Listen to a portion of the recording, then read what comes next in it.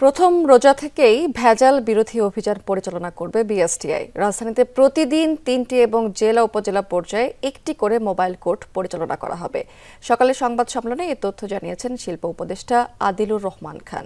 বলেছেন, অভিযান পরিচালনার সময় ভোক্তা অধিকার এবং নিরাপদ খাদ্য কর্তৃপক্ষের সাথে সমন্বয় করা হবে। তিনি আরও জানিয়েছেন যে খোলা বাজার থেকে ইফতার এবং সেহরির ৭৩৭টি নমুনা সংগ্রহ করে বিএসটিআই।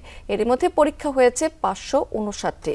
নিম্নমানের পণ্যে পাওয়া গেছে ৪৭টি। মানহীন পণ্য তালিকায় রয়েছে প্রাণীজ ঘি, ফ্রুটস ড্রিঙ্ক, লবণ, সরিষার তেল, মুড়ি, লাচ্ছা সেমাই, মশলা। শিল্প উপদেষ্টা এ সময় আরও জানিয়েছেন যে ৪ মাসে ৪৭১টি মোবাইল কোর্ট পরিচালনা করা হবে। এতে মামলা হয়েছে ৪২৮টি। কারাদণ্ড দেওয়া হয় ৩ জনকে, সিলগালা করা হয় ২৩টি প্রতিষ্ঠানকে। রোজাদারগণ সচরাচর যে সমস্ত খাদ্য পানীয় গ্রহণ করে থাকেন, এই ক্ষেত্রে ভেজালের সম্ভাবনা অনেক বেশি থাকে, যেহেতু তাই এই ধরনের পণ্যের বিশেষ নজরদারি করা হচ্ছে। বিএসটিআই এর পাশাপাশি অন্যান্য সংস্থা যেমন বাংলাদেশ নিরাপদ খাদ্য কর্তৃপক্ষ, জাতীয় ভোক্তা অধিকার সংরক্ষণ অধিদপ্তর এই ধরনের তৎপরতায় অংশগ্রহণ করবে।